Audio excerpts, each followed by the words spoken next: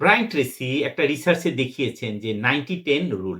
তিনি বলেছেন যে 10% সময় প্ল্যানিং এর সময় যদি বেশি দেওয়া হয়, সেক্ষেত্রে নাকি 90% সময় কিন্তু আমাদের যখন আমরা কর্ম সম্পাদন করব বা এক্সিকিউশন করব তখন নাকি এটা কিন্তু সেভ হয়। তো আমরা যদি ২০২৬ সালে একটু সময় নিয়ে ১০ টা মিনিট সময় যদি আমরা বেশি দিয়ে আমরা যদি একটু সুন্দর করে প্ল্যানিং করি, তাহলে কিন্তু ২০২৬ সালটা কিন্তু অনেক ভালো হবে। এবং আমরা দেখেছি রিসার্চে যে 80% লোক আসলে জানে না তারা আসলে কি চায়। আর ২০২৬ সালে সবাইকে আমি বলব যে আপনারা এআই টাকে শিখুন। ২০২২ সালের পর থেকে কিন্তু নো কোড এআই চলে এসেছে এবং English become the global programming language. এখন কিন্তু আপনাকে এআই শিখতে হলে কিন্তু প্রোগ্রামিং জানতে হবে না। আপনি একটা প্রম্পট লেখা, বট লেখা, গামা কিভাবে ইউজ করতে হয়, তারপরে রুল বেস এবং রিপিটিটিভ কাজ কিভাবে করতে হয়, এটা কিন্তু আমাদের শিখতে হবে। যা আমাদের প্রোডাক্টিভিটি কিন্তু অনেক গুণ বাড়িয়ে দিবে।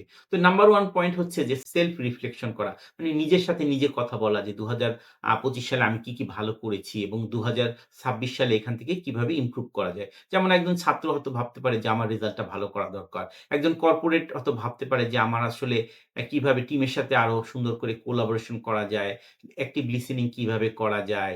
তারপরে হচ্ছে যে আমাদের টিম ওয়ার্ক এর সামনের দিকে কিভাবে মানে এগিয়ে নিয়ে যাওয়া যায়, এমপ্যাথি কিভাবে শো করা যায়। নাম্বার 2 হচ্ছে কৃতজ্ঞতা প্রকাশ করা।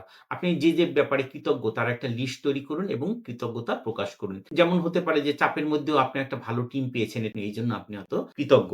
নাম্বার 3 হচ্ছে যে আপনার স্মল যে উইন মানে বিজয়টাকে সেলিব্রেট করুন। দরকার হলে কফি শপে গিয়ে নিজেকে নিজে রিওয়ার্ড দিন। একটা কফি খেয়ে নিন। হতে পারে যে কঠিন একটা প্রজেক্ট আপনি শেষ করেছেন এটা আপনি হয়তোবা সেলিব্রেট করলেন।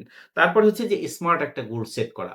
একটা নৌকা যদি বৈঠা ছাড়া আপনি যদি ছেড়ে দেন তাহলে কিন্তু গন্তব্যে যেতে পারবে না। এভাবে কিন্তু আমাদের একটা ভালো একটা কেরিয়ার প্ল্যান কিন্তু দরকার আছে। এজন্য একটা স্মার্ট একটা গোল সেট করা কিন্তু খুবই দরকার। এবং এআই টাকে শেখা। যে আমরা যেটা বলেছি যে নো কোড এআই টাকে আমরা কিভাবে শিখতে পারি। এবং সুন্দর পিচাই যেটা বলেছে যে এআই আসলে মানুষকে রিপ্লেস করবে না। এআই মানুষের ক্যাপাসিটিকে আরো বাড়িয়ে তুলবে। এটাকে আমরা বলছি অগমেন্টেড হিউম্যান ক্যাপাসিটি। এবং আইবিএম এর যে ফরমার সিইও গিনি রমটি তিনিও একই কথা বলেছেন। যে যারা এআই জানে তারা যারা এআই না জানে তাদেরকে রিপ্লেস করবে। মানে হচ্ছে এআই জানাটা দরকার। এআই জানলে আমরা অন্য মানুষের যে ভালো পজিশন আছে সেইটা কিন্তু আমরা নিতে পারবো। ৫ নাম্বার যেটা হচ্ছে মাইন্ডকে ম্যানেজ করা এবং হ্যাবিট ফরমেশন করা। আমাদের রিপিটিটিভ যদি আমরা একটা কাজ করি ৬৬ দিন তাহলে আমাদের একটা হ্যাবিট ফরমেশন হয়। এবং আমরা মাইন্ডকে কিভাবে ম্যানেজ করব? আমরা মাল্টিটাস্কিং করব না। আমরা মেডিটেশন করব এবং আমরা ডিজিটাল ডিভাইসকে একটু সচেতনভাবে ব্যবহার করব। তাহলে ইনশাআল্লাহ আমাদের ২০২৬ সাল কিন্তু ইনশাআল্লাহ প্রোডাক্টিভ হবে এবং আমরা অনেক বেশি অ্যাচিভ করতে পারব।